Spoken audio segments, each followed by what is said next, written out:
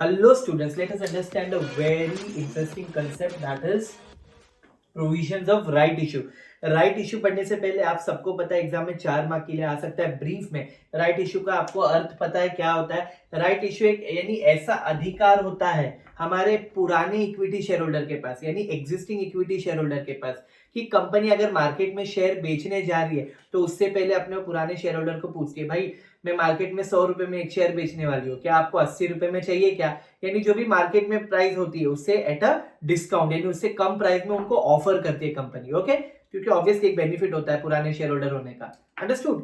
तो अपने एम्प्लॉइज को या अपने एग्जिस्टिंग शेयर होल्डर को जो देती है that is a right issue, यानी राइट शेयर देना। तो अभी सबसे पहला पॉइंट क्या है आप देख सकते हैं। फर्स्ट पॉइंट ये है that existing equity share holder को कैसे देती है। तो राइट इशू कैसे होता है? Right issue is at discounted price. किस पे होता है? Discounted price to the existing equity share holder, यानी जो भी पुराने शेयर होल्डर है कंपनी उनको क्या बोलती है, भाई मार्केट में 100 रुपए आपको हम 90 रुपए में पहले आपको ऑफर कर रहे हैं, मार्केट में आईपीओ या ऑफर करने से पहले शेयर्स, है ना। तो right issue at the discounted price to the existing equity share holder. बाद में a company has to send letter of offer at the time of, कब बेचना होगा? At the time of right issue.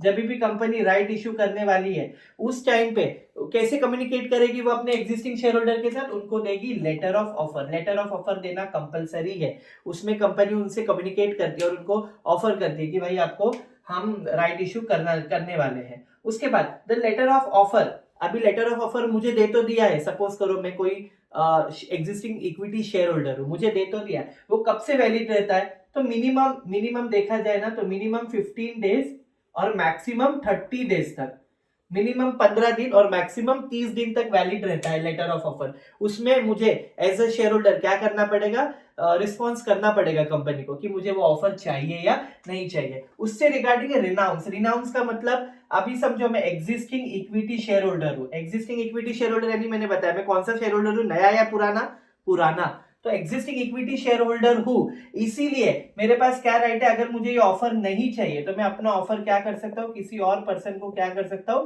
Transfer. That means renounce. Transfer that means renounce, यानी अपना offer मैं किसी और को दे सकता हूं। Okay, I can do that as a equity share holder. उसके बाद the letter of offer can be sent through, कैसे बेच सकते हैं? फिलिंग द ब्लैंक्स में भी बहुत बार आया था। तो कैसे बेच सकते हैं लेटर ऑफ ऑफर कंपनी हमें? स्पीड पोस्ट, है ना। फिर बाद में हमारा अगर रजिस्टर्ड एड्रेस कंपनी के पास हो तो रजिस्टर्ड पोस्ट। अगर ये दोनों तरीके नहीं कर सकते तो कंपनी क्या देगी? ईमेल वगैरह कर सकती है ना। सो ELECT, इलेक्ट्रॉनिक मोड। कैसे देगी? इलेक्ट्रॉनिक मोड, यानी ईमेल वगैरह, जीमेल आप जो बोलते हो उसके थ्रू, या तो ये आप बोल सकते कुरियर, ऐसे भी दे सकते हैं। स्पीड पोस्ट हो गया, रजिस्टर्ड पोस्ट हो गया, या बराबर लिखता हूं इलेक्ट्रॉनिक मोड। कैसे मोड? इलेक्ट्रॉनिक मोड, आपको पता होना चाहिए। If share holder, letter of offer जो है, लेटर ऑफ ऑफर का पीरियड क्या है भाई? बोलो ना। लेटर ऑफ ऑफर का पीरियड है 15 दिन से लेके 30 दिन तक। अगर मैं as a existing equity share holder response नहीं करता हूं कंपनी को, तो कंपनी क्या कर लेगी? कंपनी मान लेगी, और कंपनी इंप्लाइड कर लेगी, है अपने से ही मान लेगी, इंप्लाइड बोलते हैं उसको।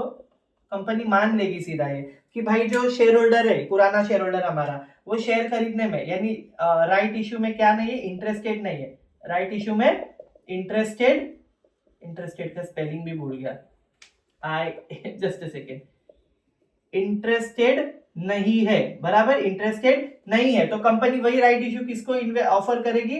New investors. किसको ऑफर करेगी? New investors. Okay, last the company has to obtain, company को क्या ऑब्टेन करना होगा आप मुझे बता सकते हैं?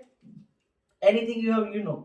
ये देखो सिंपल सी बात है, कंपनी को मिनिमम कितना सब्सक्रिप्शन करना पड़ेगा? 90% मिनिमम सब्सक्रिप्शन। 90% minimum subscription.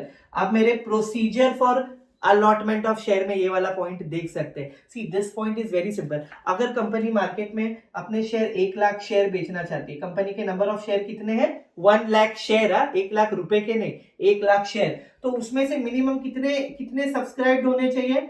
90,000। कितने सब्सक्राइब होने चाहिए? तो हो गया ना 90%। इतने क्या होने चाहिए? सब्सक्राइब। अभी कुछ बच्चे बोलेंगे सर सब्सक्राइब हम भूल गए, क्या अर्थ था? सब्सक्राइब का मतलब इतने लोगों ने क्या करने चाहिए उसको परचेज, क्या करना चाहिए इंग्लिश में? परचेज, पर इंग्लिश में परचेज लिख के नहीं चलेगा, you have to use the word that is subscribed, है ना। 90 मिनिमम सब्सक्रिप्शन नहीं होता तो कंपनी को इस केस में क्या करना पड़ेगा? लोगों को उनके पैसे रिफंड करने पड़ेंगे। कंपनी अगर नहीं कर पाती है रिफंड राइट इशू के केस में, तो कंपनी को क्या लगती है? पेनल्टी लगती है। क्या लगती है? पेनल्टी। आप इंग्लिश में फाइन वगैरह बोलते हैं, है ना। तो कंपनी को पेनल्टी लगती है। पेनल्टी कब लगती है? कब लगना चालू होती है? यूजुअली 60 डेज के बाद लगना चालू होती है, अगर वो रिफंड नहीं कर पाती उनको उनके पैसे। Hope you understood the video. ज्यादा लॉन्ग नहीं हमें खींचना है, आप जितना इजीली उसे समझ पाते हो वो जरूरी है। Best of luck for your exam.